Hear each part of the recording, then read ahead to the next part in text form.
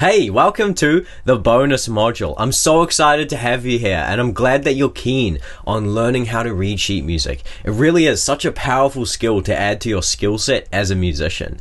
So of course, the primary purpose of this module is to teach you how to read sheet music, and we're going to do that by actually looking at all of the different components of sheet music so that you actually understand how sheet music is written.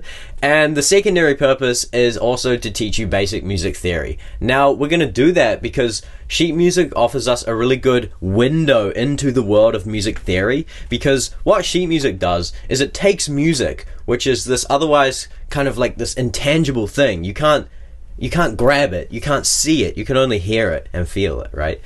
So it takes that, and it takes all of the different ideas, all these formless things that compose music, and it puts it onto paper. So it creates a map of music, and it quantifies music, okay? So what we can do is we can look at all of these different elements, and we can start to understand them, okay? So that is what we're gonna do in this module.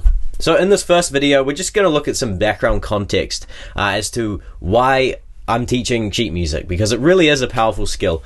So let's just get straight into it. So in my understanding, there are two primary approaches when it comes to learning the piano. You have the classical approach, and then you have the jazz and modern approach. Let's take a look at each of these and some of the positives and negatives of these approaches. So in the classical approach, you have a grade system, right? It's a very clear map of how to progress in the classical approach, right? Each new grade gives you new music to learn, right? New pieces to learn, and you get given the sheet music, and then you learn those pieces, practice those pieces, and that is how you gain new technical facility on the keyboard, on the piano, and that is how you progress, right? Whereas with the jazz and modern approach, there aren't really any grades, and there aren't really any exams. I mean, this of course depends on your teacher and on whatever method you're using to learn the keyboard or the piano, but generally speaking, there are no grades or exams. It's more of a formless path. It's more based on what you want to do and where you want to go as a musician, right? In the classical approach, it requires a reading ability, right? If you can't read music, if you don't know how to read music, then you're really stuck in the classical approach, because you need to be able to read so that you can learn these new pieces in each grade and then gain the technical ability from that piece and then progress to the next grade. Whereas in the jazz and modern approach, it's more focused on the ear and being able to actually hear music and feel music, right? So we talk about this in the main course, Unlock the Keyboard, in module 3. That module is all about, unlocking the ear, unlocking the body, and tapping into our emotional intuition, right? So really feeling music, engaging with music in a more physical, almost metaphysical way, right? Whereas in the classical world, it's about reading what is already written there. Now, in the classical world, you have a classical repertoire that you learn. Now, the thing with classical music, and one of the reasons why it requires a reading ability, is because classical music tends to take us on a journey. It goes all kinds of different places, right? Whereas with the more modern approach to playing the piano and the keyboard, we are more concerned with playing songs. And when you're learning a song, it's much easier to actually learn by ear, because there is generally a verse and a chorus, right? And maybe a bridge. But anyway, in the jazz and modern approach, you have a standards repertoire. In jazz in particular, there are jazz standards, they're called, right? Now, these jazz standards actually come with sheet music, okay? So even in the jazz approach, you still have sheet music. You have what's called lead sheets or charts, where you get given the chords of the song and you get given the melody of the song. And then it's more up to you to kind of, figure out your own way of playing the music. So in the jazz and modern approach, it's more about improvising on what is written. You get given the guideline, and then you can use that material how you want. And it's more up to your own interpretation and your own creative expression, right? Whereas in the classical approach, it's more about mastering what is written there on the page. These classical composers created these beautiful pieces of music, right? Classical music is absolutely exquisite. It's incredible. And the art is more in the recreation of that composer's vision for the music, right? That's where the art is.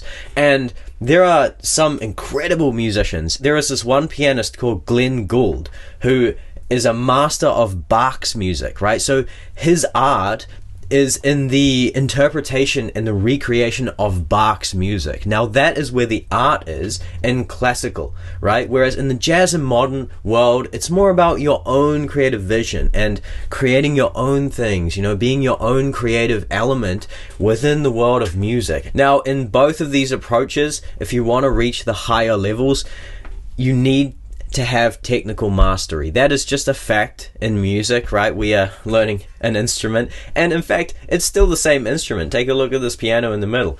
This same piano can be brought to life in so many different ways, right? With so many different styles. But if you want to reach those higher levels of music mastery, you are going to have to hone your technical ability over the years. So that is to say that sheet music is very important. I know that in the third module of the main course, I was very critical of sheet music. However, it still is a very effective way of learning music and engaging with music, right? If it wasn't, then no one would be learning music that way. Now let's just take one more look at the classical piano system, right? So you have this grade system. Take a look at this. You have 8 grades. Now this is really funny because I feel like the classical approach is like the first gamification of learning the piano. Check this out. Imagine if you replaced the word grade here with level. You have level 1, level 2, level 3, level 4. So it's a very clear approach to actually leveling up on the piano. And each grade gives you a new set of pieces that you learn, and that is how you progress as a pianist. Now I want to give a quick disclaimer here that I am not speaking from experience here. I actually never passed grade 1. My teacher saw that I wasn't enjoying it and it wasn't resonating with me. And I am so grateful for my teacher, William. Shout out to William. He actually noticed that I wasn't engaging with the piano in this way, in this form. And so we actually steered our lessons in the direction that I wanted to go. So I'm really grateful for William. He doesn't know how important that was to me. I don't think I would be here if he had forced me to continue down the grade system. I honestly don't think I would be here teaching Unlock the Keyboard. All of this is founded on the skill of reading music. If you can't read music, you can't actually progress in the system. And the emphasis at the start is on actually reading music. Now, there are downsides to this approach. As I was just saying, if my first teacher, William, had actually steered me down this path and kind of forced me down this path, even though I didn't want to go down this path, then there would be problems, okay? Let's take a look at some of those problems. So I just wanted to share my opinions on this approach, right? As if I haven't been doing that for the past like 5 minutes. But look, my first opinion is that it is very thorough and effective. Of course it is. If it wasn't, then it wouldn't produce great pianists, right? However, I think it is very thorough and effective for the right students.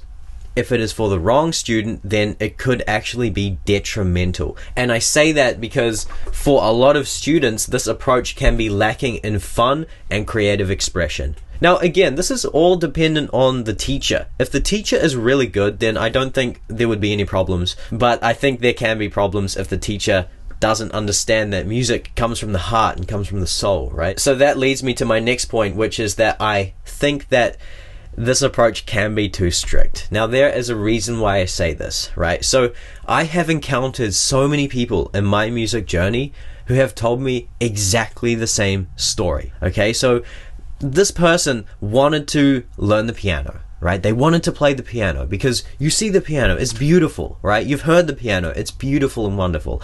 I want to learn the piano, right? So they go and get lessons, right? But then guess what? They get a very strict classical teacher, and that teacher drains the life and soul of music out of them.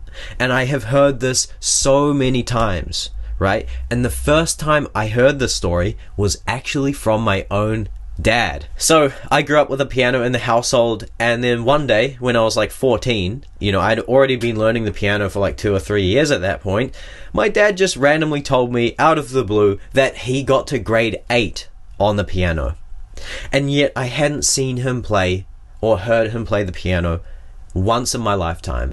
And now I was very confused by that, right? Why did he get to grade 8 and yet never play the piano after that, right? It was like he lost music almost, right? And yeah, he did lose music. And I actually asked him about this, and he said, well, my teacher was very strict and very, very stern, and she didn't budge, right? She didn't budge with him. She forced him to learn in this way. And then as I was progressing in my own journey, I started to hear this story so often, and it really makes me so upset, right? And in fact, this is one of the reasons why I am here teaching Unlock the Keyboard. I actually wanted to teach a method that was more based in creative expression and freedom, right? Because I was just so sick of hearing this same story, and it makes me really sad, right? Anyway, that aside, reading music is still a very powerful skill. It's more about the lack of creative expression and the approach. It's not so much about reading music, right? Reading music is just its own skill, okay? It's a really great skill and a very powerful skill, but we need to see it as complementary to our music journey, right? Rather than imperative. We don't want to be dependent on it, okay? And this can happen with the classical approach. You can get pianists who are absolutely dependent on sheet music, and they can't actually express themselves musically without sheet music. You want to be able to just see a piano on the street and sit at it and make some beautiful music there. You don't want to have to carry sheet music around with you. So that is to say that being able to read sheet music is a very powerful tool, right? And we can use this tool as we progress in our music journey, and we can actually become better musicians with this tool. Let's take a look at some reasons why. The first reason is that you can learn to play your favorite songs and arrangements. The problem with learning music by ear is that you are left to your own devices, right? Whereas if you learn music via sheet music, you can learn to play a certain piece exactly the way that that composer composed it, or that performer arranged it. The next reason is that you can develop musical literacy. If you can read it and write it, you can understand it on a new level. Being able to read sheet music will provide a framework for understanding music theory. This is what we're talking about here with this module. Sheet music gives you a window into seeing all of the different elements of music theory, right? Because it takes music and it puts it onto paper. It creates a map of music, and you can actually see all of the different components of music. And this is a really great way to actually study music. If you want to study how a certain piece is composed, you can actually look at how it is written, and you can kind of map out the trajectory of the notes and things like this, and you can annotate and you can make notes, and it can be a very powerful way of actually studying music and understanding it on a deeper level. The next reason is that most music styles, including jazz, use sheet music, okay? So it doesn't matter what style of music you want to learn, being able to read sheet music is still powerful regardless of style, right? The next reason, and I think this is extremely powerful, is that being able to read opens more doors for performing. Brackets, become a hired gun, okay?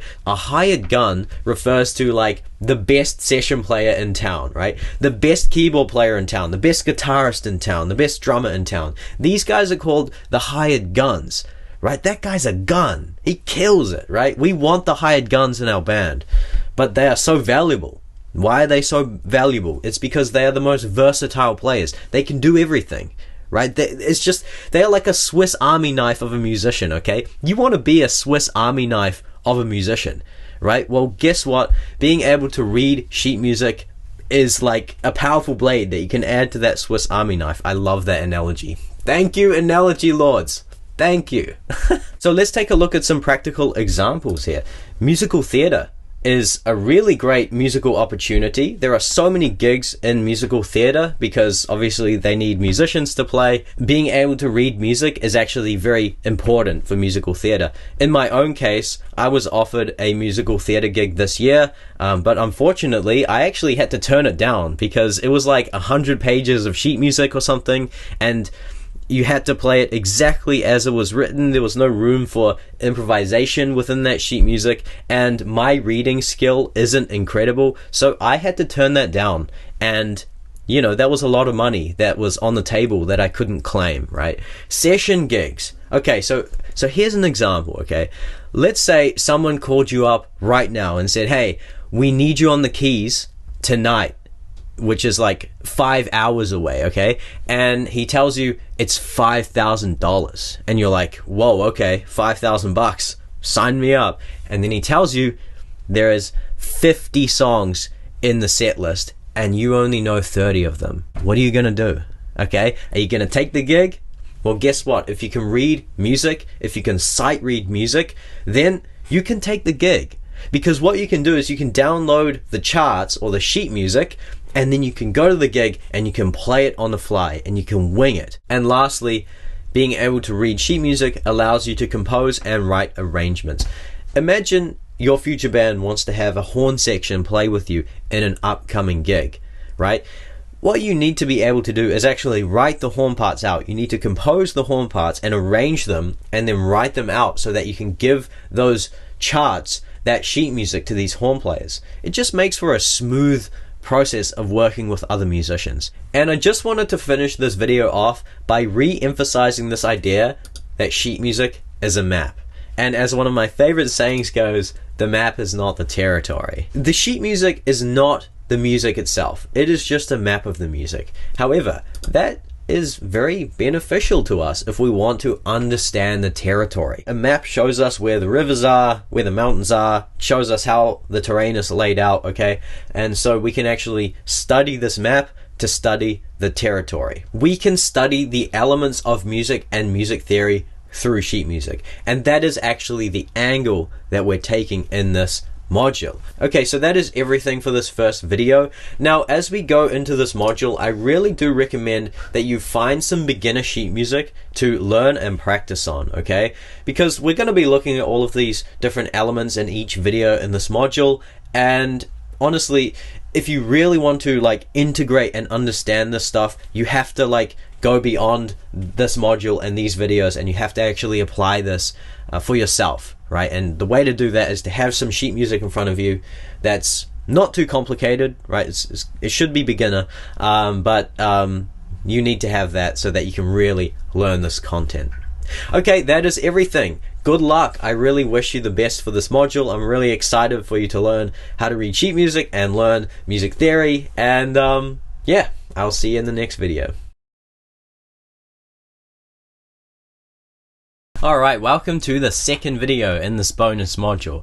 So we're going to get started by looking at what's called the staff and how musical notes appear on sheet music.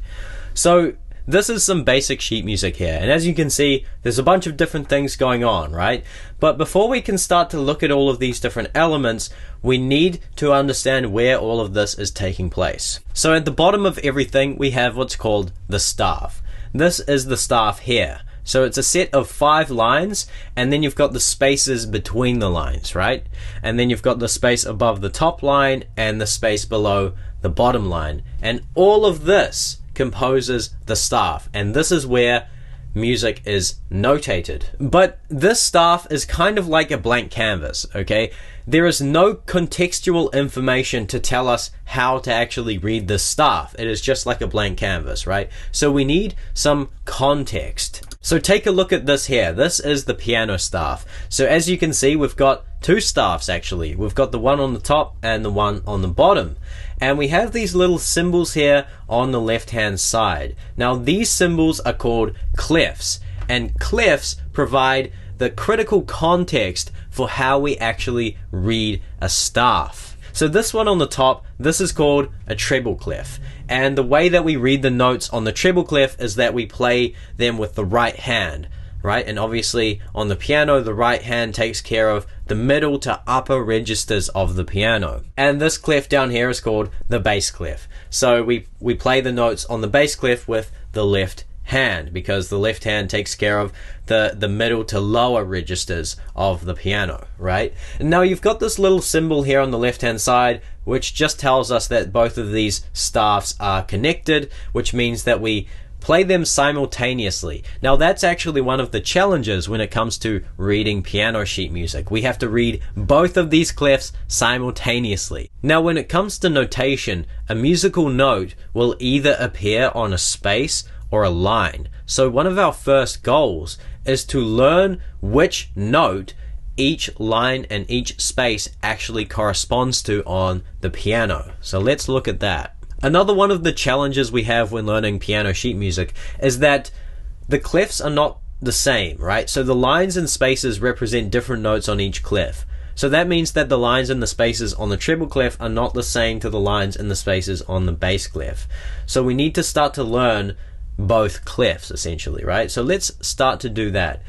As you can see, we have two notes here. We've got one here on the treble clef and one here on the bass clef, right? Now, take a look at this keyboard here. We've only got one note highlighted, which is middle C.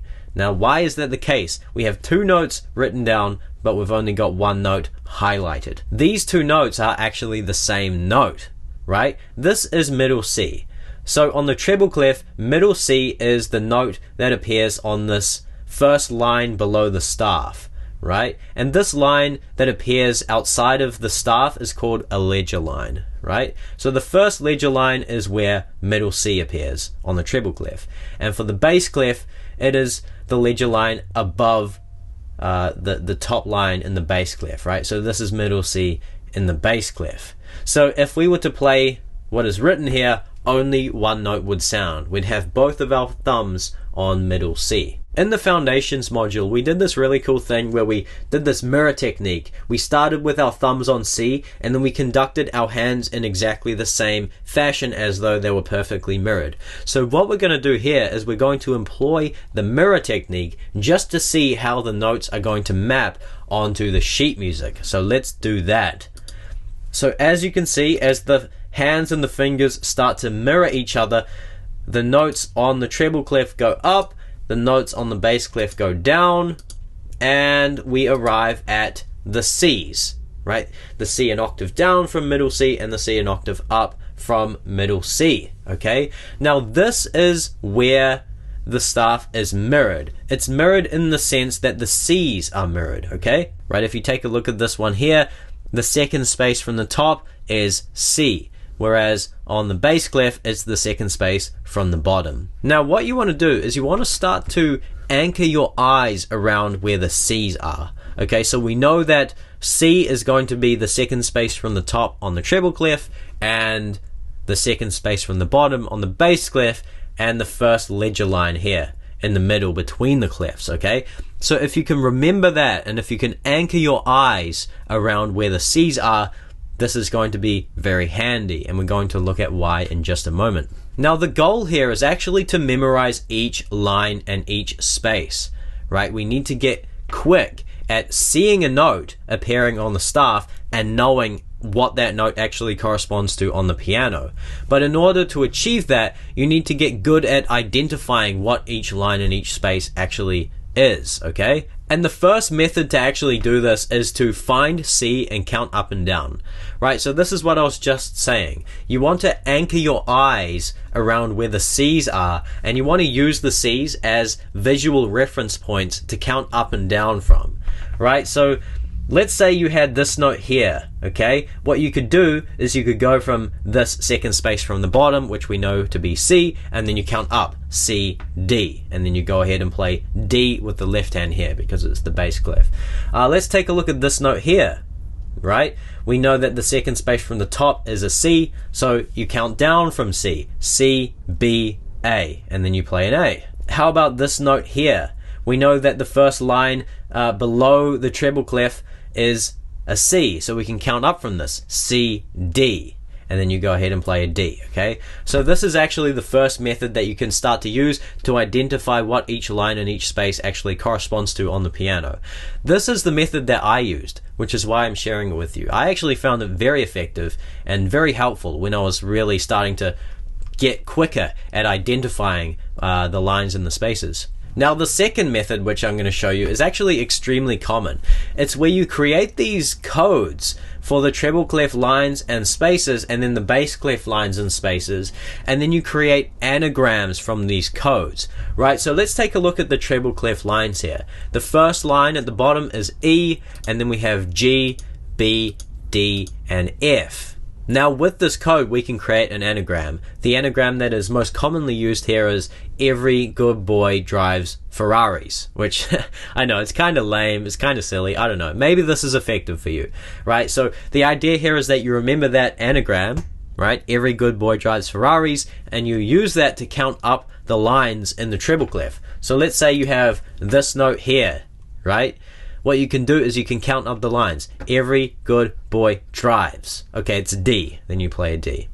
Okay, so let's take a look at the spaces in the treble clef. F, A, C, and E, which spells out face, right? So you can remember face, and then you can spell out face to count up the spaces in the treble clef. F, A, C, and then you play a C, right? For the bass clef, the lines are G, B, D, F, and A. Right, and it's always starting from the bottom and going up, and that spells out good boys drive Ferraris always, I guess, so you could use that. And then the spaces for the bass clef spell out A, C, E, and G, which is aseg, right? So you can remember aseg, and then you can count up the spaces to identify a note. Now, I thought I'd teach that to you because this is actually the most common method that is taught when going about learning the lines and the spaces of the clefs. Personally, I don't think it's very effective. I think it's actually kind of slow, but maybe it works for you, so I thought I'd show that to you. The next approach is that you could have this chart in front of you, right? So you could print this chart out and have it in front of you as a visual reference, and then when you're trying to read notes, you could look at this chart and be like, okay, that's a C, or that's a B, or that's a G, right? So you get the idea. That's a very basic way of learning this. I don't know, you could use this to get you going, but I don't recommend always having a visual reference. You need to start to commit these different lines and spaces to memory, right? That's the whole idea. You need to get quick at identifying them, and I think this might be a little bit slow if you're constantly looking over to see what each line in each space actually represents. And the last method I'm going to show you here is to actually play along to music that you know how to play on the piano, right? So here we have the C major scale. Hopefully you know the C major scale. If you've taken the main course, you would know it. So before we proceed, I'm actually just going to show you these little numbers here, right? So pause the video and see if you can figure out what these numbers actually correspond to. So these numbers are the fingerings, right? So they tell us which finger to use when playing a note. Now, if you don't know what fingerings are, the main idea is that each finger has a number. The thumb is always number 1, then 2, 3, 4, and 5. And so this is a system that we use to navigate up and down the keyboard. And so yeah, that's what these little numbers are. So when you see these numbers on sheet music, now you know what they mean. Now this approach is actually to read the notes and then actually play the notes, but keep your eyes focused on the notes as you read them and play them, right? This is just getting the physical component of actually reading notes and identifying notes on the staff, because what we're trying to do is we're trying to translate what we read onto the piano. So we need to start to develop that physical relationship with actually reading a note and playing that note. Okay, so let's just recap, right? The goal that we're trying to achieve here is to memorize what each line in each space actually represents on the treble clef and the bass clef. We have 4 main methods that we can use to start identifying and memorizing what each line in each space actually corresponds to.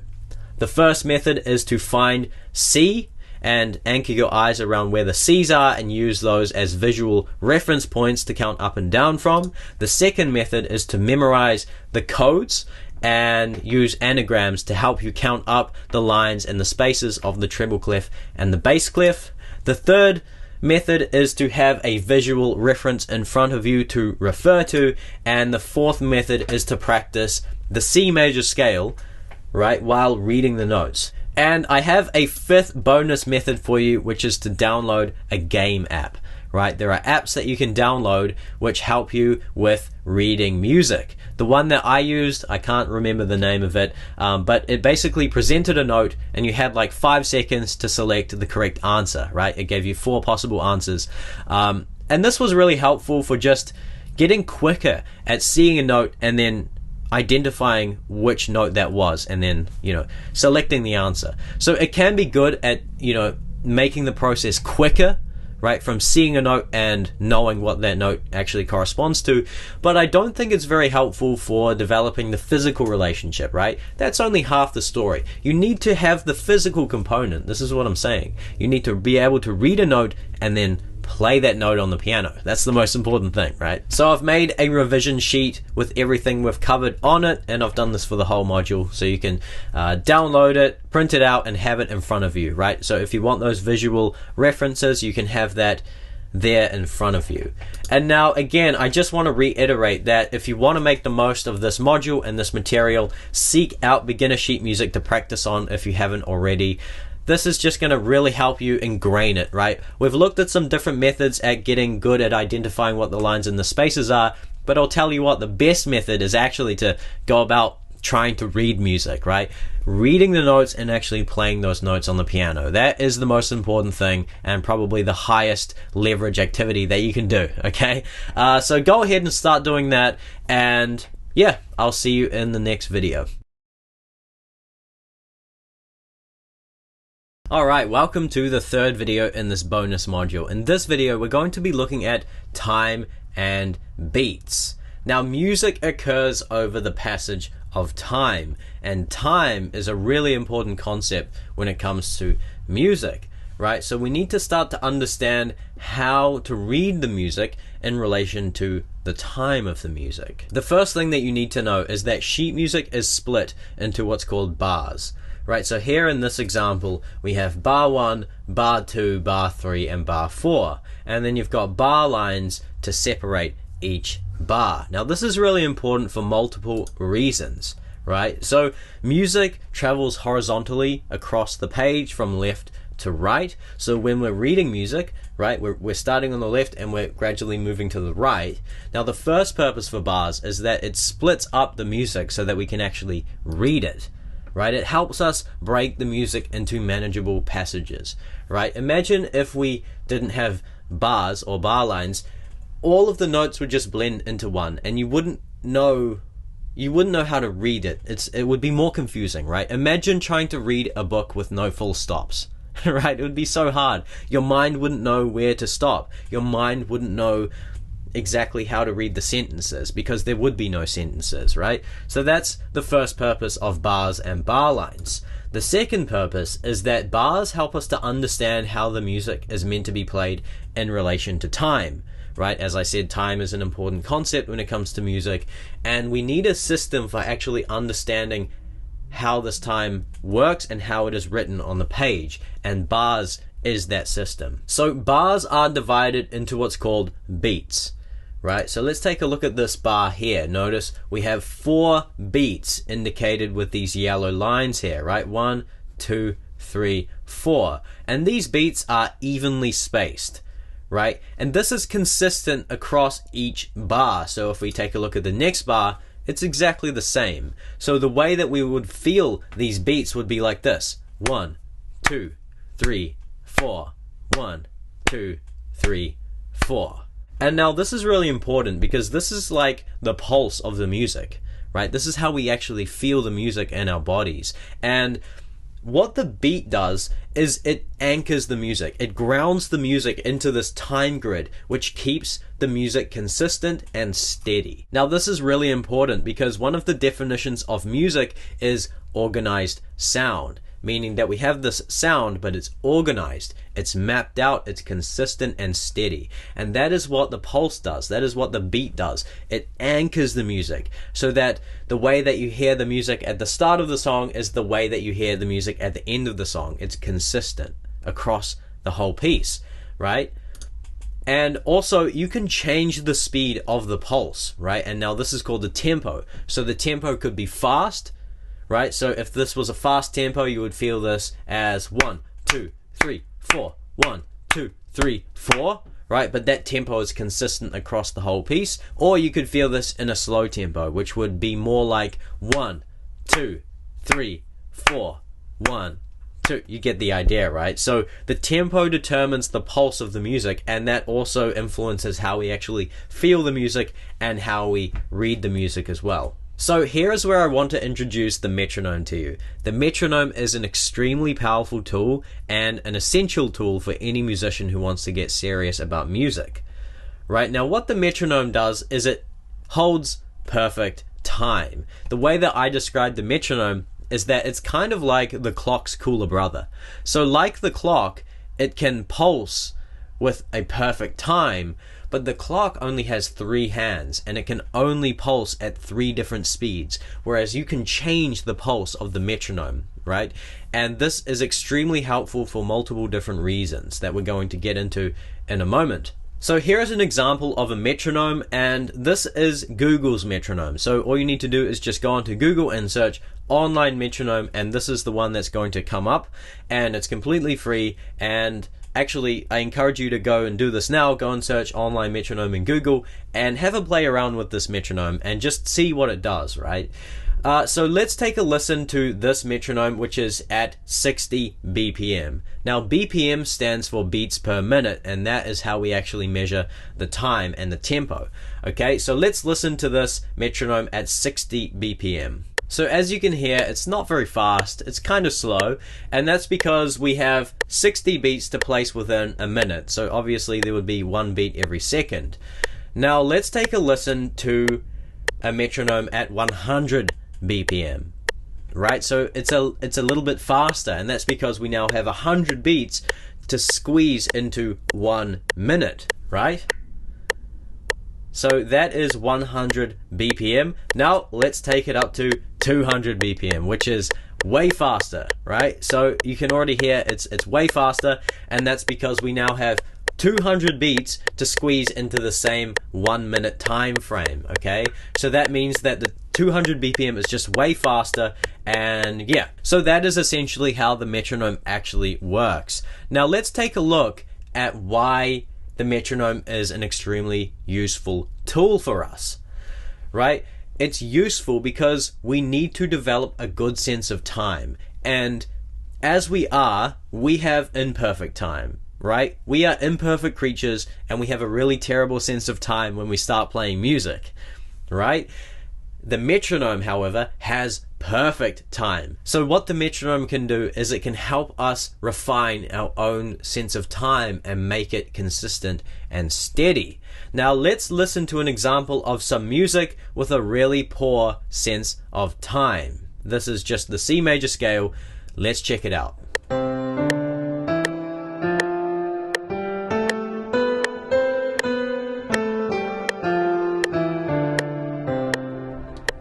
Right, so as you can hear, that was all over the place. It was just a mess, right? And you can hear the metronome ticking, which is holding perfect time, but the notes that are being played are just all over the show, okay? And that is not what we want to sound like. Now, this is just the C major scale. It isn't actually music, but imagine if this was music. And imagine if the music had that sense of time. It's all over the place. We don't want to sound like that. So let's listen to an example of the same C major scale with a really good sense of time.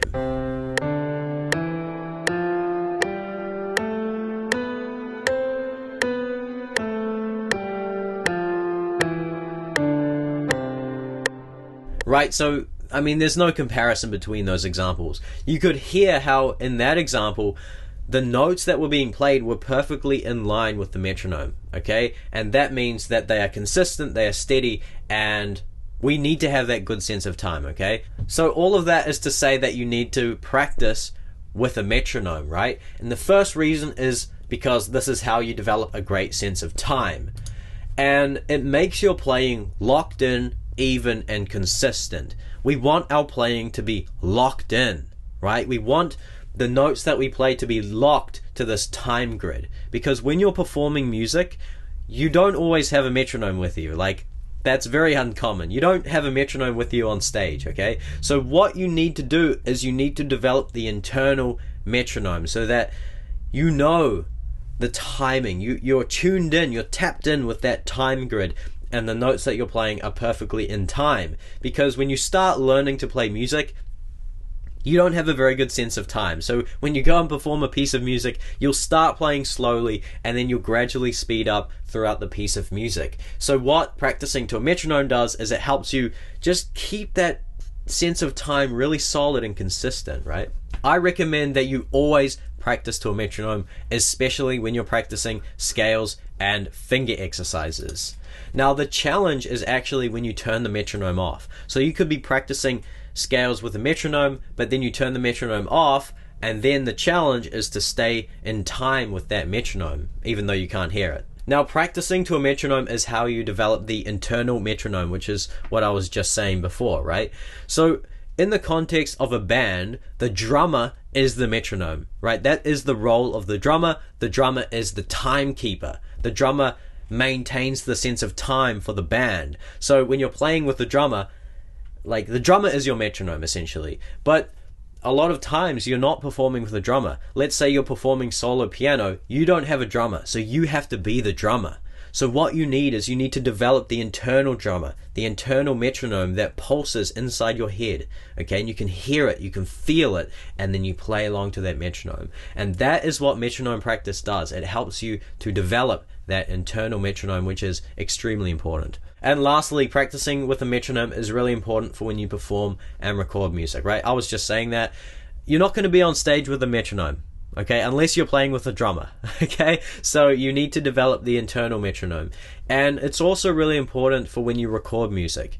When you record in a studio, typically you have what's called a click track, which is basically just a metronome, and you have to play along to that click track, right? So if you've done enough metronome practice, you will be able to follow that click track perfectly. If you haven't done metronome practice, you might risk speeding past the click track, and that's going to be a really bad recording, and the producer is going to tell you, dude, that was really badly timed. You had terrible timing in that one. Retake.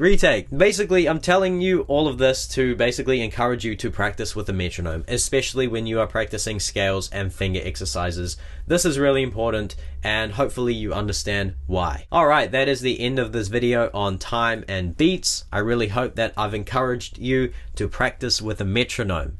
And I hope that you understand how timing works in the context of music and how to read it on sheet music. Great, I'll see you in the next video. Alright, welcome to the fourth video in this bonus module. In this video, we're going to be looking at what's called note values. If you take a look at this basic sheet music here, you'll notice that all of these notes are different, right? These ones here are like donuts, and these ones here are like filled in donuts with a line going up, and these ones here are like the donuts with a line going up. So what's going on? Okay, that's what we're gonna look at in this video. It comes down to the note value, right? And the note value refers to the number of beats that a note is worth, or in other words, how long we hold a note for. Okay, let's get into this. So there are different components to a note that determine its value. Here is a note with all of its possible components. We have the note head, which is like the first main component, right? And then we have the stem that goes up or down from the note. And then we can have this thing here, which is called the tail or the flag, okay? Now, not every note is going to have all of these three components. A note will always have the note head, and the other components will grow out of the note head. And these different components, they determine the note's value and how we read that note. Alright, so let's start with this note here. This is called a semibreve, okay? And I like to think of it as like the grandparent note value. This is the note value from which all of the other note values come from. And that is because this is worth 4 beats, meaning that when we play a semibreve, we're holding it down for 4 beats. Let's take a look at an example. This is the 5-note scale just going up from C to G, and let's listen to this with semibreves.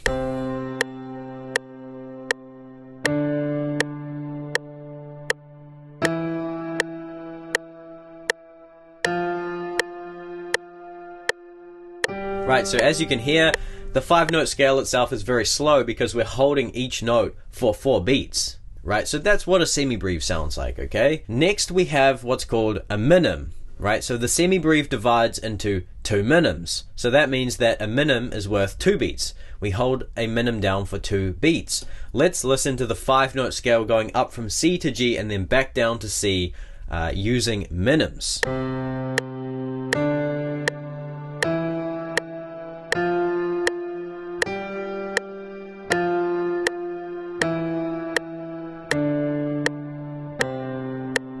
Right, so as you can hear, we're holding these notes down for 2 beats, right? And then the minim divides again into what's called a crotchet, right? So this is what a crotchet looks like, and we hold the crotchet down for just 1 beat. So let's listen to the 5-note scale using crotchets.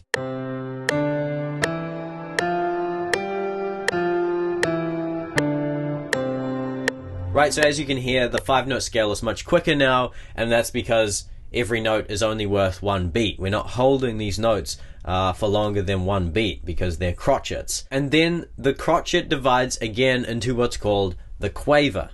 Okay, so this is what a quaver looks like. It's got all 3 note components that we looked at before, and the quaver is worth half of a beat. Okay, so let's take a listen to the 5-note scale played with quavers.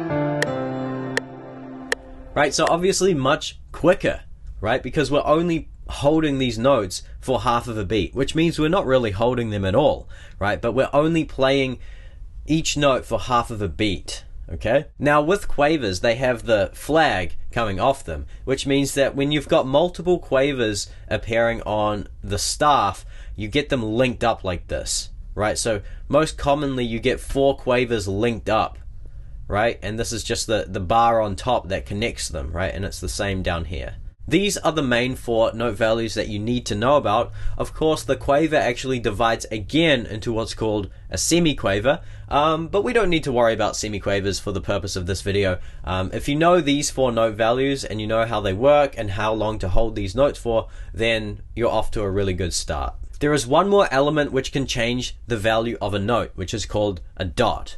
Now, a dot adds an extra half of the original note's value. Let's take a look at some examples. Here we have a semibreve, which we know is 4 beats, and so if we place this dot next to the semibreve, this would be worth 6 beats, right? Because we're taking half of the original note's value and adding it, right? So if we have a minim here, which is worth 2 beats, then of course we're going to add 1, which gives us 3 beats here if we have the dot. If we have a crotchet here, which is 1 beat, if we place the dot there, this dotted crotchet will now be worth 1.5 beats. And then the dotted quaver would be worth 3/4 of a beat, right? Now, when it comes to dotted notes, you most likely won't see a dotted semibreve or a dotted minim. Most commonly, you will see the dotted crotchet. That is the most common one that you'll see, and you might see the dotted quaver as well. So those are the most common ones. You probably won't see a dotted semibreve or a dotted minim. At least I haven't seen them. Alright, now we come to rests.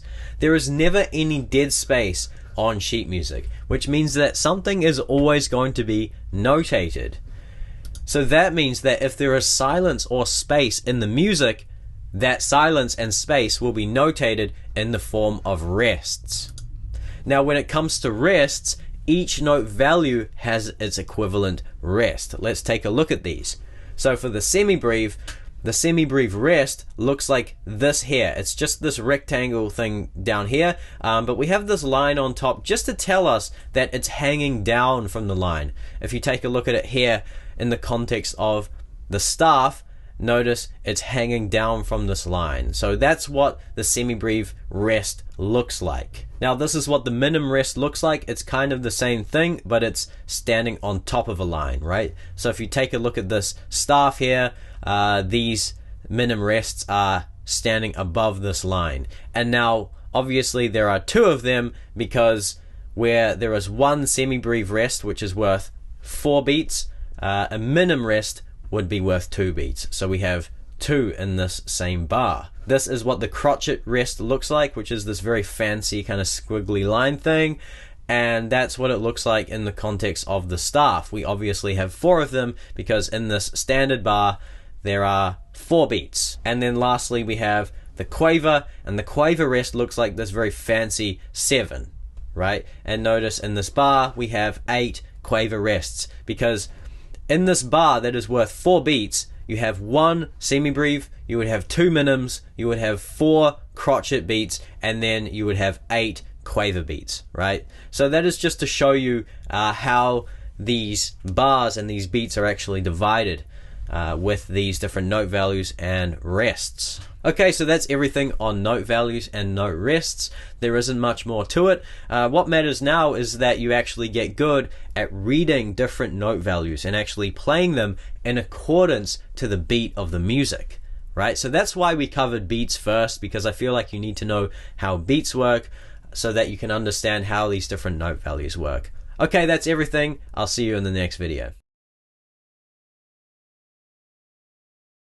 Welcome to the 5th video in this bonus module. So now that we've covered the staff and we've covered time and beats and how that appears on sheet music, and we've looked at note values, we can look at time signatures, right? So the time signature is this symbol here that appears on the left side of sheet music, which has 2 numbers on it. Now the time signature determines the beat or the pulse of the music and how we actually feel the music. So it is some important contextual information that tells us how we go about reading the music, okay? So let's get into it. So the time signature consists of 2 numbers. We have a top number and a bottom number, and they both mean different things. The top number tells us how many beats are going to be in a bar, and the bottom number tells us the quality of those beats. Now, I'm going to try and make this as simple and easy to understand as I possibly can, because I know that when I was learning time signatures, I really struggled to wrap my head around it. I don't know why. It wasn't until my first year studying music at university that I finally understood time signatures, okay? So I'm really going to try to explain it in a way that hopefully you can understand. So on that basis, we're going to start with the bottom number, which tells us the note value and the pulse of the bar. Let's just go through this by looking at each of our note values. The first note value is the semi-breve, and the semi-breve is going to be a 1, okay? Now it's a 1 because sometimes the semi-breve is called a whole note, right? So if we take a look at the standard bar here, we only have 1 semi-breve in it because we can only fit 1 semi-breve in it.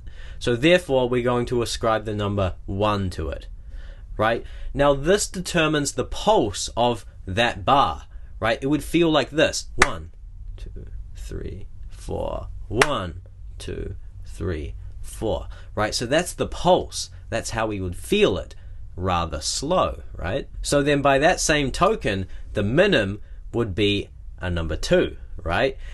The minim is sometimes called a half note because a minim is half of the semi-breve, right? So in this same bar, we can fit 2 minims. So therefore, we're going to ascribe the number 2 to it.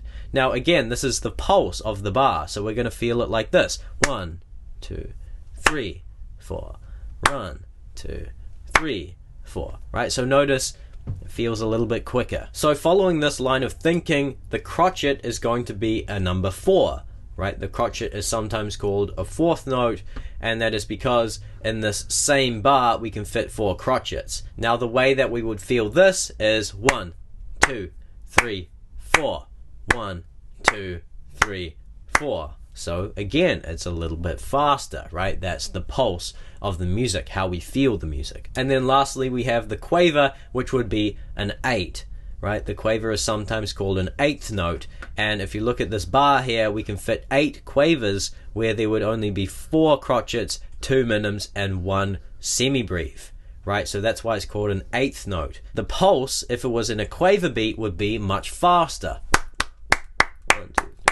1, 2, 3, 4, right? So it would be much quicker, and that's how we would feel the pulse. So that is to say that the bottom number will either be a 1, a 2, a 4, or an 8. Most commonly, it's probably going to be a 4 or an 8. It's quite rare to have 2 or 1 as our bottom number, okay? So that's how the bottom number works. So now let's look at the top number. The top number is going to tell us how many of those beats are going to be in a bar. Let's just work through this, okay? So here is an example of a time signature. This is a very common time signature, 4/4. Okay, so first we're going to look at the bottom number, which tells us that the bar is going to be counted and felt in crotchet beats or fourth notes, right? 1, 2, 3, 4. So that's kind of how we're going to feel it and how we're going to count it, right? And so then the top number tells us that there are 4 crotchet beats, and that is what a bar is going to be worth. So here is a bar in 4/4, right? As you can see, we have 4 crotchets in there, right? So the way that we would play this music would be 1, 2, 3, 4, right? Pretty standard so far. Let's take a look at another example. Here we have 3/4. So the first thing that we're going to do is we're going to look at the bottom number, which again tells us that we count and feel this music in crotchet beats or fourth notes. The top number tells us now that there are going to be 3 of them. Okay, so this is what the bar would look like. And the way that we would play this and count this is 1, 2, 3. 1, 2, 3. 1, 2, 3. Right? And that's going to repeat throughout the music. Right? There are now only 3 crotchet beats within the bar, and that is what the bar is worth. I really hope that you're following along here. Let's take a look at some more examples to really drive this point home. Here we have 4/8. So the first thing that we do is we look at the bottom number, which tells us that the way that we count and feel this music is in quaver beats or eighth notes, right? 1, 2, 3, 4, 5, 6, 7, 8. 1, 2, 3, 4, 5, 6, 7, 8, right? And so then the top number tells us that there are going to be 4 of them in a bar. 1, 2, 3, 4. 1, 2, 3, 4. 1, 2, 3, 4, right? So let's take a look at some sheet music with this. Right, now this is interesting. In the first bar, we have 4 quavers, right? 1, 2, 3, 4. And then in the second bar, we have 2 crotchets. Why is that the case? Because 2 crotchets is the equivalent of 4 quavers, right? And then in the last bar, we have 1 minim. Now a minim is going to also be worth 4 quavers, right? So again, the time signature tells us how to count and feel the bar. It doesn't tell us exactly what notes are going to appear in the bar, okay? So in this example, the way that we would count and play this music would be like this. 1, 2, 3, 4, 1, 2, 3, 4, 1, 2, 3, 4. So it's how we feel and count the bar. Let's take a look at one more example. One of my favorite time signatures here, which is 6/8. So again, the bottom number tells us that we count and feel the music in quaver beats or eighth notes. And the top number tells us that there are 6 of them, right? So the way that we would feel and count this music would be like this. 1, 2, 3, 4, 5, 6. 1, 2, 3, 4, 5, 6. 1, 2, 3, 4, 5, 6. Right? So let's take a look at how this would appear on sheet music. Right? So in this first bar, we have 6 quavers, exactly what the time signature suggests. 1, 2, 3, 4, 5, 6. And now in this second bar, we have 2 dotted crotchets, right? Because a dotted crotchet is worth 3 quavers, right? So the way that we would play and feel this music would be like this. 1, 2, 3, 4, 5, 6. 1, 2, 3, 4, 5, 6. Right? So I really hope that I've clarified how time signatures actually work and the process for actually reading and understanding them. Another word that can sometimes be used instead of time signature is meter. And there are 3 types of meters. There are simple meters, compound meters, and complex meters. And these are the 3 categories of time signatures. And this is actually more about how we feel the beat, the pulse, or the groove of the song, okay? So let's go through and look at each of these categories and take a look at some examples. So 4/4 is our first example as a simple time signature. Now why is it simple? Well, it's very simple and easy to understand and follow. 1, 2, 3, 4, right? It's very symmetrical, it's just balanced, it's very easy to understand. Another example is 3/4. Again, 1, 2, 3, 1, 2, 3. Okay, nice and easy to follow. 4/8 is another example, right? Again, it's symmetrical. 1, 2, 3, 4. 1, 2, 3, 4. 1, 2, 3, 4. It's just like, yeah, it's simple, right? Our next category is compound, and the first example we have here is 6/8. right? Compound is a little bit more interesting than simple. And the way that I understand compound is that it's generally counted in threes, right? So if we take a look at this 6/8 here, 6/8 is counted like this: 1, 2, 3, 4, 5, 6. 1, 2, 3, 4, 5, 6. Right? And then the next example is 9/8. So it's the same thing, right? 1, 2, 3, 4, 5, 6, 7, 8, 9. 1, 2, 3, 4, 5, 6, 7, 8, 9. It's counted in threes. And 12/8 is exactly the same. Now, the interesting thing about compound time signatures is that they create this very lulling effect, this rocking effect, right? It seems to swing back and forth like a pendulum. 1, 2, 3, 4, 5, 6. 1, 2, 3, 4, 5, 6, right? And it just creates a very interesting feeling in the music. And then lastly, we have complex time signatures. Now, as the name suggests, these time signatures are a little bit different. They are more complex and they are a little bit harder to follow and understand. The first example here is 5/4. So if we count this time signature, you'll notice it just feels a little bit disjointed or unfinished, right? 1, 2, 3, 4, 5. 1, 2, 3, 4, 5. So it's a little bit strange. It's asymmetrical, right? And it creates this very interesting feeling in the music. It can create a very unfinished effect. Sometimes it can feel like the rug is being pulled from beneath you, and so you can use these time signatures for very interesting creative purposes when you are writing music.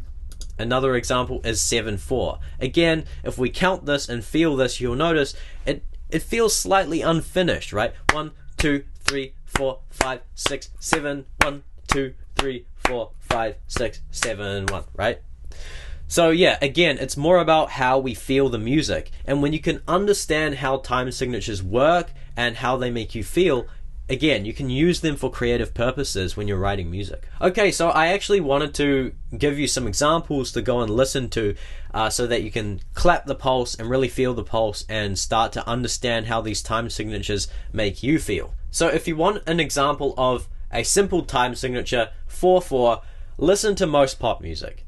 Listen to most music in general, right? Most pop music is in 4/4, and the reason for that is because pop music is designed to be the most accessible kind of music, the kind of music that most people can listen to, and it's not going to be hard to hear or feel or understand in the body, right? So that's why most pop music is in 4/4. It's just very simple, it's easy to follow, it's catchy, and yeah, so go ahead and listen to like any pop song.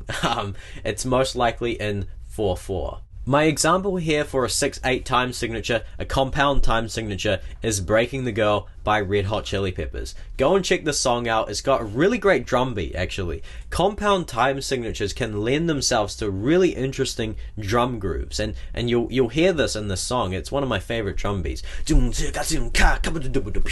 It's just awesome, right? And again, when you're listening to these examples, don't forget to count and really feel the music. The example we have for a 5/4 time signature is Take 5 by Dave Brubeck. This is the classic example, like it is the quintessential example of 5/4, and yeah, just go listen to that music, count the time signature, really feel it. Like, try to discern how it makes you feel. I think it feels really good, actually. They really nailed the 5/4 time signature. That's why it is the example that everyone gives when teaching this material. And then for 7/4, the classic example is Money by Pink Floyd, right? So again, go listen to this song and go count the beat and try to discern how it makes you feel. So yeah, that's everything on time signatures. If you really want to like ingrain this material, make a habit of trying to count the time signature of music that you're listening to, right? Just try to count the beat, try to feel the beat, and try to discern if it's a simple time signature or a compound time signature or a complex time signature. Okay, and that's just going to help you really understand it and how it actually relates to music and how it makes you feel. Now again, you can use time signatures for really creative purposes, right? If you want to write music that is for exercising, let's say, maybe setting it in a simple meter is the best thing to do, right? 1, 2, 3, 4. If you want to create the feeling as though the music is like rocking back and forth, maybe you could set it in a compound time signature. And if you want to create the feeling as though you're falling off a cliff, or the rug is being pulled from beneath you, you could set your music in complex time signatures, right? So yeah, that's everything on time signatures. I will see you in the next video. Welcome to the 6th video in this bonus module. In this video, we are looking at key signatures. So much like the time signature, a key signature is important contextual information that changes the way we read the notes on the staff. It appears right next to the time signature and right next to the clef, right? So these little symbols here, this is the key signature. Now, the key signature determines the key of the song or the piece of music by telling us which notes are sharp and which notes are flat. Let's look at this in more detail. So in order to understand key signatures, we need to understand accidentals. And there are 3 accidentals. There is the sharp, which appears as this like hashtag symbol. There is the flat, which appears as this little lowercase b. And then there is this symbol here, which is called the natural symbol. Now, sharp means that we play the key that is directly to the right or a semitone up from another note, right? So here we have C, and then this key here, this black key, is C sharp because it's directly to the right or a half step up. Now a flat means that it's directly to the left or a half step down. So this same key, which could be C sharp, could also be D flat because it's directly down or to the left of D. So that is how sharps and flats work. Now I thought I would just clarify this for a second. E could also be F flat, right? And F could also be E sharp. So sharps and flats also apply to these white keys here, right? The same applies for B and C, right? B could be C flat because it's directly to the left of C, and C could be B sharp because it's directly up or to the right of B, right? So that's just a clarification for you. Now, a natural nullifies the previous effect of a sharp or a flat, right? So let's say the music had C sharp in the key signature, right? So that would mean that every time we read C, we would play a C sharp. But let's say you read a C note and it's got a natural in front of it. That would nullify the previous effect of that sharp, so we would just play a regular C. Let's dive into this in some more detail by looking at some examples. Okay, so here is some sheet music, right? Again, here is the key signature. So take a look at this key signature. These sharp symbols are on either a space or a line. Take a look at this one here. This is on a space, and that is C, right? So that means that every time we read C, we would play C sharp, right? This one here is on the top line, which is F, and that means that every time we read F on the sheet music, we would play F sharp. Let's take a look at this music, right? So here we have an A and then a C, right? So we would play A, C sharp, E, C sharp, right? So here we have the C's identified, right? So all of these notes we would play C sharp. Now take a look at this here in the second bar. This is a C, but it has a natural in front of it. So again, that nullifies the previous effect of the sharp, right? Now look here, we have another C notated in this same bar, right? But it doesn't have a natural symbol in front of it. So what do we do?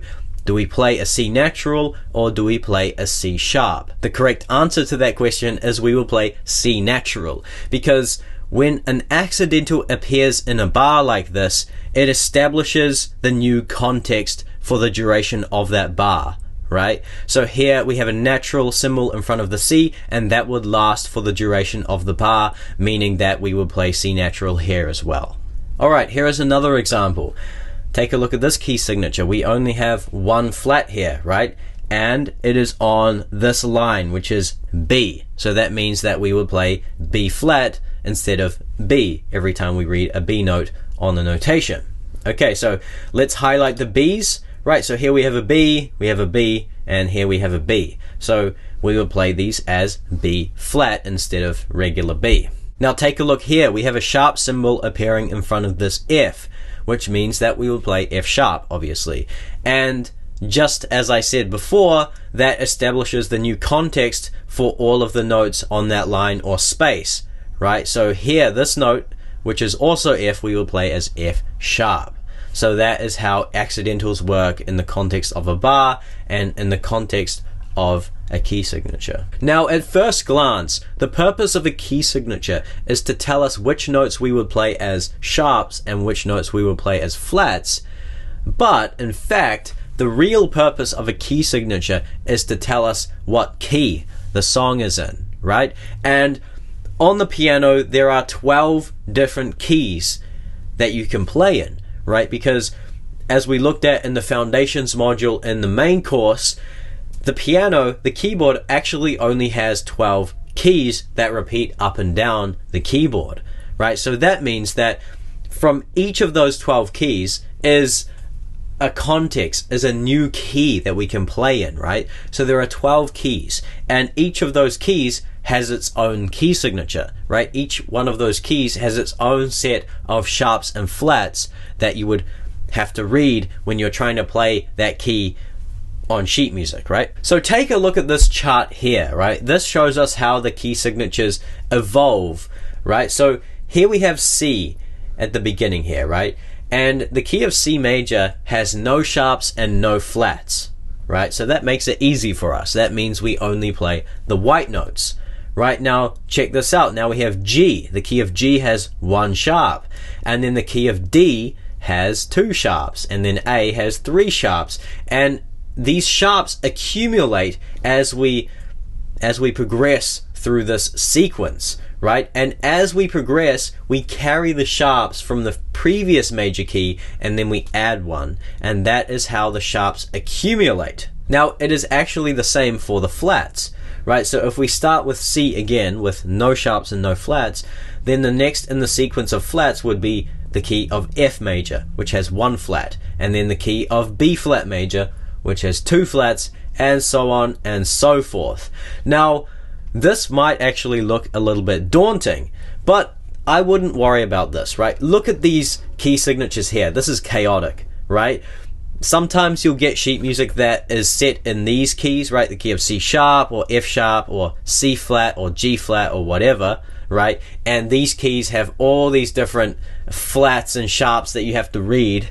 Okay, so that's where reading sheet music can get actually quite difficult, because you have to you have to keep track of all of these different sharps and flats when you're reading the sheet music. But I actually wouldn't worry about this, because when you're starting to learn to read sheet music, most beginner sheet music will probably be set in pieces of music that will use the key signatures to the left side of this chart here. Okay, the most you're going to get is probably 4 sharps or flats at a time, so don't fret if this actually looks really daunting to you, because in fact it looks pretty scary to me. Okay, now I thought I'd just clarify something real quick. I said that there are 12 keys, but if you look here, there are more than 12 keys in this chart. Now that is because the key of G flat is actually synonymous with the key of F sharp, right? But when it comes to notation, the key signatures are different, right? So this is actually where reading sheet music can actually be quite tricky and a little bit more complicated. It can make something that is otherwise kind of intuitive, actually it can make it a little bit more complicated. But we're not going to look into that, okay? This is just an introduction to key signatures and theory and sheet music, so don't worry, okay? Let's continue. Now, I wanted to use this as an opportunity to introduce the circle of fifths to you. Okay, so the circle of fifths is this like magical graph that we have in music, which is this here, right? So it's kind of like the periodic table for music and harmony, okay? And it is honestly so incredible. There are so many practical uses of the circle of fifths, and it is such a powerful tool that we can use to understand how the different keys actually relate to each other. So I'm not going to dig into the circle of fifths in this video, because that is getting way more into the realm of music theory. So I'm just going to introduce to you the circle of fifths in this video. So the circle of fifths actually explains this sequence of the accumulating key signatures, right? So at the top we have C, with no sharps and no flats. And if we go clockwise, we have G with 1 sharp, and then D with 2 sharps, and then it continues through the sequence, right? And then if you go counterclockwise, that is where the flats come in, right? So then we have F with 1 flat, and then we have B flat with 2 flats, and so on and so forth. So this shows us how the sequence is actually mapped out. Now, how does this sequence actually work? What is the mechanism that allows this to work? Well, it works off fifths, okay? So let me explain this. In the key of C major, right, there are no sharps and no flats. We have C at the start, okay? When we're playing a major key or a major scale, what we do is we number each note in that scale, and there are 8 of them, right? Now, check this out. C would be 1, and then D would be 2, then 3, then 4, and then G would be 5, right? So G would be the 5th in the key of C major. Now, what that means is that G is the next in the sequence because it is a 5th away from C, right? So now G would be our new key center, okay? And G, the key of G major, has 1 sharp, which is F sharp. Okay, so then in the key of G major, we would count up to 5, right? G would be 1, then A would be 2, B would be 3, C would be 4, and then D would be the 5th. Okay, so D would be the 5th of G, which means that D would be the next in the sequence, the key of D major. And then of course D major would have D as 1, E as 2, F sharp as 3, right, because we've got F as a sharp in the key of D major, and then G would be 4, and then A would be the 5th, which would be the next major key in this sequence. Right, so that is how the circle of fifths actually works. Now, I wanted to share this with you to introduce the wider world of music theory to you, because this is definitely a portal into music theory. If you find this interesting, definitely dive into this. Go and seek out more information on the circle of fifths. It really is very interesting, very fascinating how it works. But I wanted to actually share this with you because this is what key signatures are all about, right? They aren't just telling us what notes to play as sharps or what notes to play as flats. They are telling us what key the piece of music is actually in, right? And this is an introduction to understanding how keys work and how the different keys actually relate to each other. Okay, so I'm not going to go any further into this. I'm going to leave that there. So again, if you're interested in that, definitely dive further in. There are a lot of YouTube videos on music theory and the circle of fifths, so go seek that information out. But yeah, that's everything for this video on key signatures, and I'll see you in the next one. Welcome to the 7th video in this bonus module. So by now we've actually already covered all of the main elements of sheet music that you need to know to read the notes and actually play the music. So what we're going to do in this video is look at all of the various different symbols and markings that appear on sheet music. Right, so take a look at this sheet music here. This is crazy, but you'll notice there are all of these different symbols and markings all over this, right? We have this dashed line, these sideways V's, these dots, right, this little P, this F, these curved lines. What does all of this mean? That's what we're going to look at in this video. So when it comes to reading sheet music and when it comes to playing music in general, you can read all of the right notes and play the piece of music perfectly, but when it comes to actually playing music, playing the right notes is only half of the story, right? We need to actually breathe life into those notes. We need to be able to tell a story. We need to bring the music to life, right? So a lot of these markings and symbols, that is actually the purpose they serve, right? They serve to bring the music to life. So we're going to look at each of these different symbols and markings individually, and we're going to see actually how they influence the music, how they change this little passage of music that we've got here. Alright, number 1, we have ledger lines. We actually looked at ledger lines very briefly earlier on in the module, but I thought I would just clarify what they are. So ledger lines are these lines here above and below the staff, and that's what they are for. They are used to show us where the lines continue on above the staff and below the staff. And this is actually really helpful for us because if you take a look at these 3 notes here, these 2 have ledger lines. So if we didn't have the lines there, it would be harder for our eyes to read exactly what those notes are and where they are. Are they on a line or a space? Right? You could still do it, but what the ledger lines do is it makes it easier for our eyes to identify notes above and below the staff. So that is the purpose of ledger lines. Number 2, we have the accent. So the accent is this little sideways V that appears above a note or below a note. And this indicates to play these notes louder than the other notes, right? More enthusiastically than the other notes.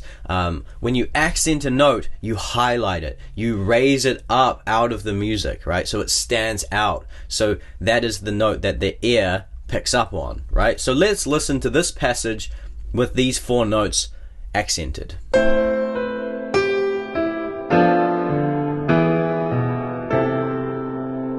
So hopefully you could hear there that these 4 notes were louder than the other notes. And so the accent is a very useful device for us because it allows us to highlight particular notes.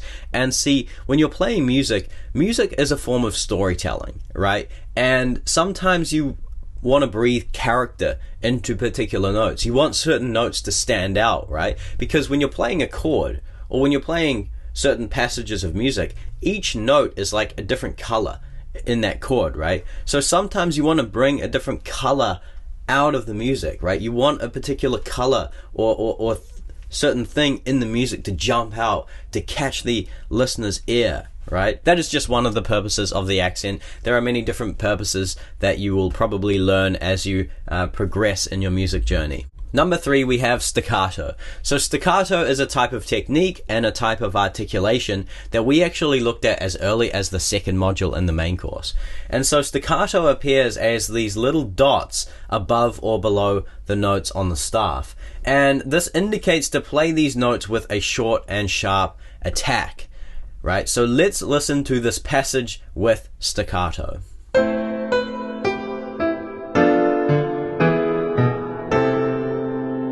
Right, so as you could hear, that was already different to the previous example, right? The staccato changes the character of the notes, the quality of the notes, and therefore the feeling of this passage is changed, right? And so that is to say, again, that all of these various different markings and symbols, they really influence the way that the music should sound, right? And the way that we should play the music. Number 4, we have legato, which is kind of like the opposite of staccato. And we also looked at this in the foundations module in the main course.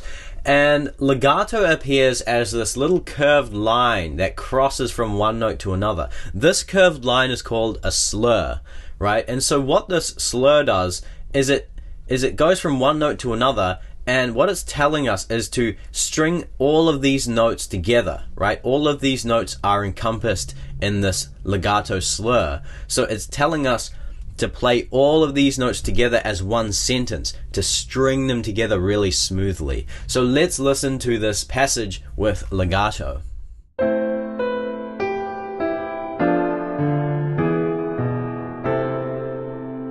Right, so that sounded way different to staccato, and that's because we were stringing these notes together. They were smooth, they were like one sentence, and the character of the music completely changed, right? The emotions that the music creates, the atmosphere that the music creates was different, right? So that is to say that all of these different expression markings are very influential. They really change the quality of the music and the way that we actually play the music. Number 5, we have the tie. So the tie is also a kind of slur, as you can see here, but it's a slur from 2 of the same note, right? So here we have a B and a B. So these 2 Bs are tied together. So what the tie does is it indicates for us to play these 2 notes together as one, right? So that would mean that we would only play the first one, and then we would play it for the length of both. So the first note would kind of swallow the note value of the note that it's tied to. Right, so let's listen to this passage with this tie.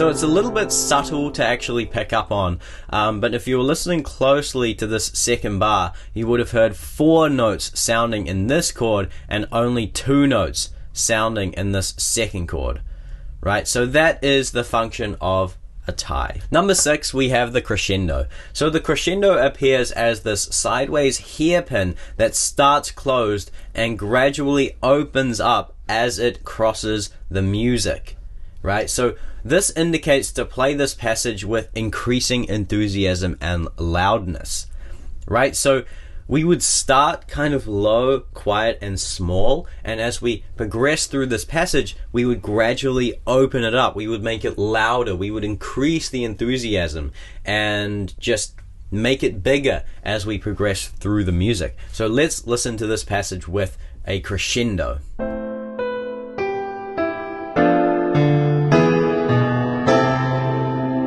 Right, so as you could hear there, the music started quiet and it gradually opened up. It got louder and more enthusiastic, right? And so the crescendo is a very powerful tool that we can use when we're telling our story, right? Because music is storytelling. And so the crescendo, it allows the music to breathe, right?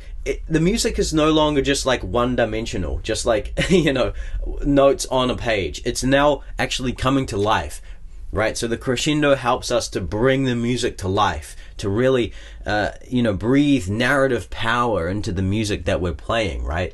So that is the crescendo. And the opposite to the crescendo is the diminuendo. So it's the same thing, but it starts big and it gradually goes smaller as we go, right? So this indicates to play this passage with decreasing enthusiasm and volume, right? So it would start big and it would gradually come down. So let's listen to this passage with a diminuendo.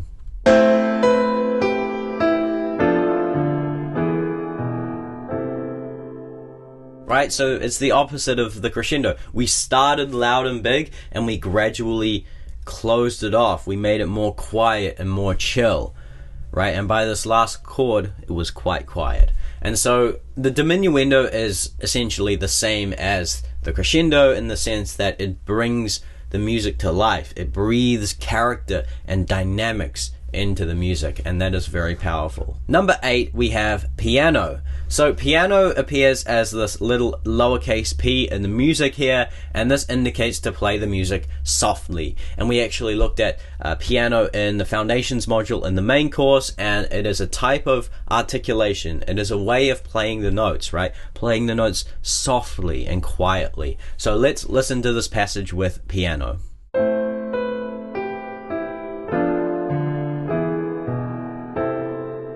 Right, so the character of the music changes. It's now more pulled back, it's more reserved, more quiet, of course. And the extreme version of piano is pianissimo, which indicates to play this passage very softly, and it's 2 lowercase p's. So let's listen to this passage with pianissimo.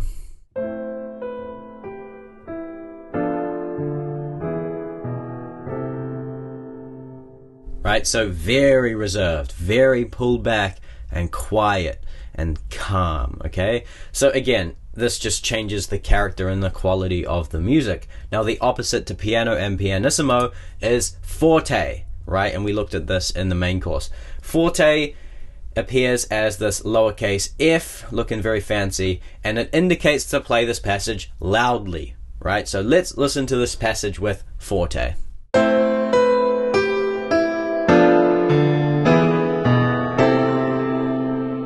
Right, so much bigger and much bolder. Now the extreme version of forte is fortissimo, right? 2 lowercase f's. So this obviously means to play very loudly, right? Very boldly, very enthusiastically. Let's listen to this passage with fortissimo.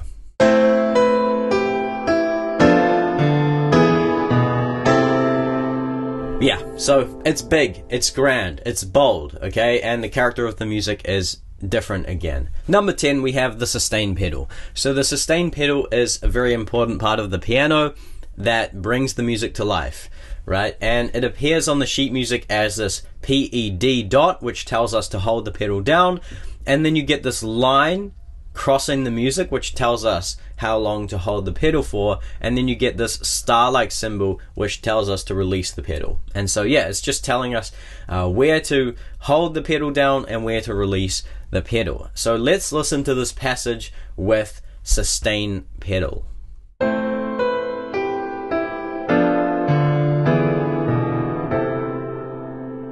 Right, so as you could hear, the sustain pedal like strung the music together. It sounded more smooth. However, in this second bar, notice the sustain pedal is held across these two chords. And so I don't know if you picked up on this, but we played the first chord, that sounded good. But then when we played the second chord, it sounded a little bit strange. But when we released the pedal to play that final chord, it sounded resolved. Right, and so the sustain pedal can have these kinds of effects on the music, especially if you're sustaining across two chords that are a little bit different from each other, because what's happening is you're sustaining all of these notes, right? You're sustaining these notes, and so they're going to carry over when you play these other notes, and so those tones might actually clash with each other. And so sustain pedal is an extremely useful tool, but you need to use it effectively, meaning that you need to actually release the sustain pedal before you play another chord. That's generally how the sustain pedal works. Not always, but yeah, if you want the music to sound like good and smooth, you have to get good at actually like knowing when to release the sustain pedal, because if you don't, there might be a lot of clashing tones in the music, right? Conflicting tones, and that is actually kind of what happened here. But I put this in just to demonstrate how the sustain pedal might actually appear in sheet music and how it might affect the music. So that is the sustain pedal. Number 11, we have the octave marking. So the octave marking is this 8, which sometimes comes with a little lowercase VE, which stands for octave, and then you get this dashed line that crosses the music here. And it appears above the treble clef like this and below the bass clef. And what this indicates is to play these notes an octave up if it's the treble clef and an octave down if it's the bass clef. Now we have these octave markings because the piano staff doesn't change, meaning that just below the treble clef is always going to be middle C, and just above the bass clef is always going to be middle C. So we need these octave markings to actually access the upper registers of the piano and the lower registers of the piano, right? So let's listen to this passage with these octave markings.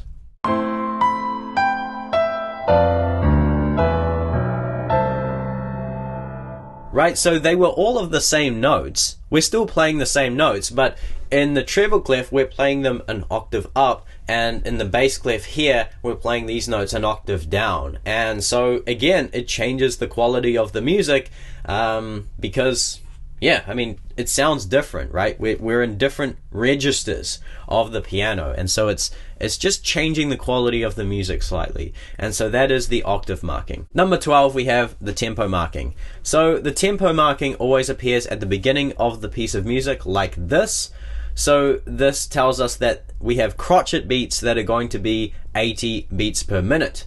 Right, so it just indicates the BPM, the tempo of the music. And lastly, number 13, we have common time.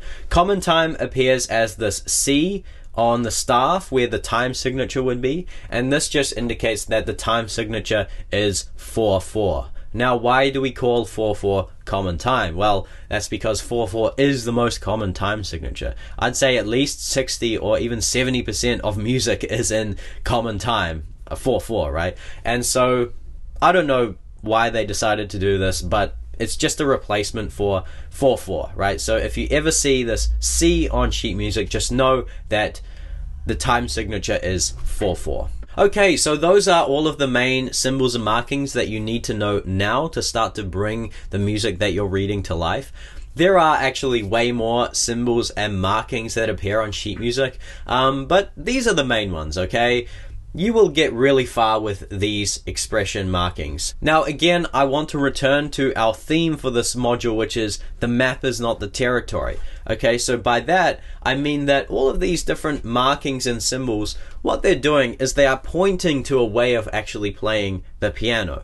right? And so what you need to do is you need to actually practice these different techniques and articulations and ways of actually playing the piano outside of sheet music, okay?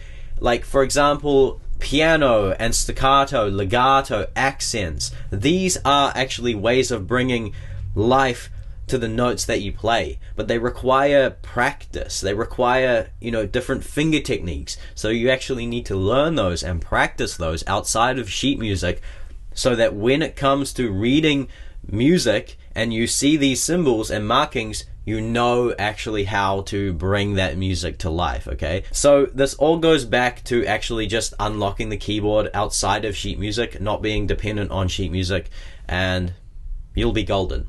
Okay, so that is everything for this video, and I will see you in the next one. Okay, welcome to the final video in this bonus module. Congratulations on making it to the end. So we've actually covered all of the things you need to know to actually read music and bring music to life. And so I thought that in this final video, I would just give you kind of like a process to follow when it comes to actually, learning a piece of sheet music, right? We need a step-by-step system to effectively learn that sheet music and use it as a way to actually progress as a musician. So let's get into it. So the first thing that I wanted to say is that you don't actually have to read sheet music fluently. That is a high-level skill called sight reading, which means that you pick up a piece of music you've never seen before and you play it on the spot, right? So that is a high-level skill that takes many years to develop, okay? You can't expect to sight read now, okay? Especially when you're just getting started reading music. It's really hard to just read fluently and play fluently. That takes many years of practice. So that is to say that don't put pressure on yourself to actually sight read music. What we're trying to do is to just read music for the purpose of learning that music, okay? We've got a piece of music here that we want to learn, and we're reading it for the purpose of learning that music, not to sight read it.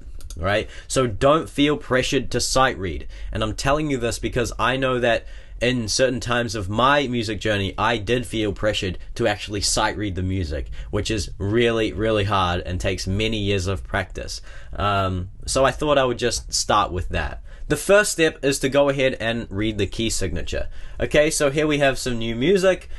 The first thing that we're going to do here is look at this key signature. So this key signature has 1 sharp, which is an F sharp. So that tells us that we are in the key of G major, because G major has only 1 sharp, which is F sharp. So read the key signature and then take note of any sharps or flats. And by doing that, that will help you to discern what the key is. And then actually, what I recommend is finding the key center, and actually playing the scale. Right, so this music is in the key of G major. So what I would do is I would find G, and then I would play G, and then I would actually play the G major scale. Now what this does is it actually, it's a way to familiarize your eyes and ears to the key of G major, right? Because we have to establish G as our key center, right? And what that means is that all of this music that we're going to play in this example piece here, it all gravitates around G, right? So we want to be able to lock our ears into G.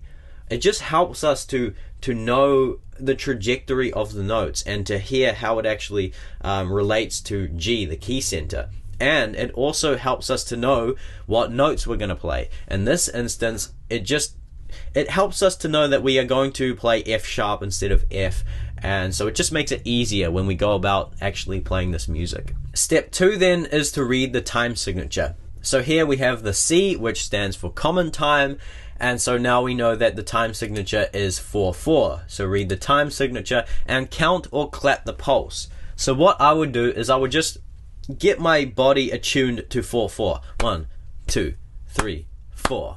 1, 2, 3, 4, right? You get the idea. And it's also good to read the tempo marking here and get the BPM. So here we have 100 BPM. Also, I do recommend listening to a recording of the music and counting the time, really, to feel it and tap into that time signature and the groove of the music. Step 3 is to analyze the sheet music. I think this can be a very useful step to take, right? Because if you take a look at some sheet music, it might look quite daunting when you first look at it, right? There are all of these notes doing all kinds of things.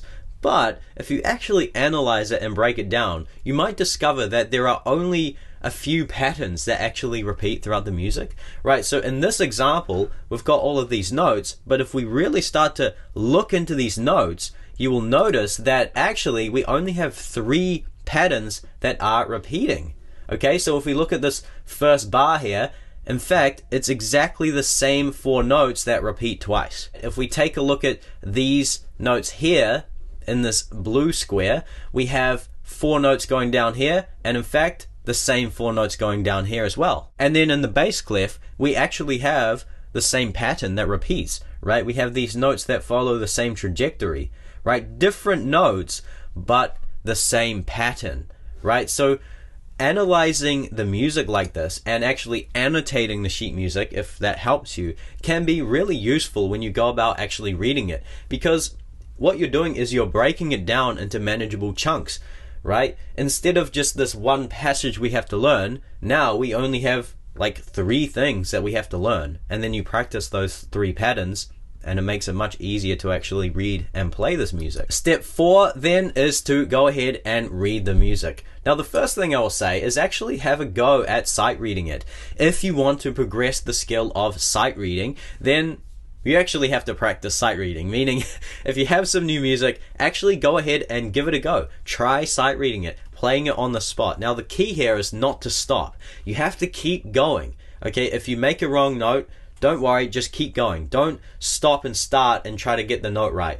Like, the whole idea of sight reading is to play it fluently, okay? So even if you get the notes wrong, at least just go through it and try to practice without stopping, right? I thought I would mention that because this is a good opportunity to actually practice sight reading. And then, when you go about reading the music, go bar by bar, one hand at a time. You want to break down the music into manageable chunks, okay? And the sheet music already does this for us, right? The sheet music is broken down into bars. And so what we can do is we can say that, okay, today I want to learn 4 bars, right? So you can start with the first bar and start with one hand. So you would start with the right hand and you would learn this passage. And then you could learn this passage here on the left hand, and then you string them together.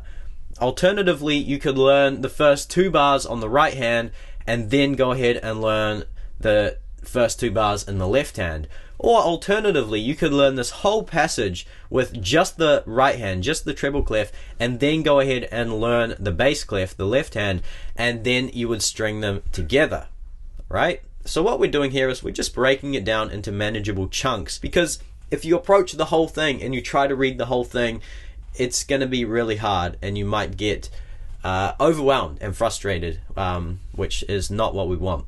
When you're reading the notes, I would recommend to just focus on actually getting the right notes first, and then think about the right note values after that. In my own experience, I always had trouble with reading note values. I'm mostly fine with reading the right notes, but when it comes to playing the right note values, I find that actually quite difficult. So you might as well. So just read the right notes first and then focus on getting the right note values. Step 5 is to practice passages. Okay, so we've read the music now. We've nailed down like the first 4 bars with the right hand and the first 4 bars with the left hand.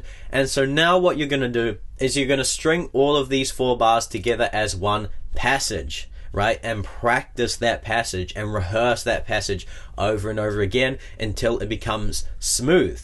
Now, this is how you actually build the music into your memory and into your muscle memory, right? By actually practicing these passages and rehearsing it over and over again. And if you do that enough, it will become muscle memory. You will just know how to play it and you will know how it sounds, and this is how you memorize music.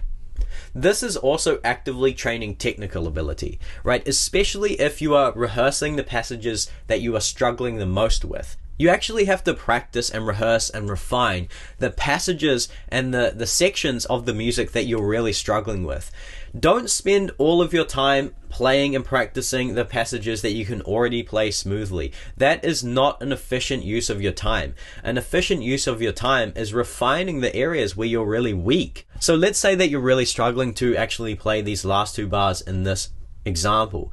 Then you would focus most of your practice time refining these last two bars. And what this is doing is it's actively training your technical ability, because it's hard because you don't have the technical facility to play these bars together, right? So when you're training the things that are really hard, you are working on your technique and your technical facility on the piano. So this is a very effective way of improving. And then as you go, you want to gradually add in the expression markings of the piece, right? So we've got some legato here, we've got some staccato here, we've got a crescendo, right? As this music progresses, we want to bring it more to life. And this is what it means to practice passages. We're really starting to string the music together and achieve the bigger picture, the bigger goal of actually bringing the entire piece to life, which is the ultimate goal of learning to play a piece of music. And then I would also say that you need to persevere to actually complete the piece.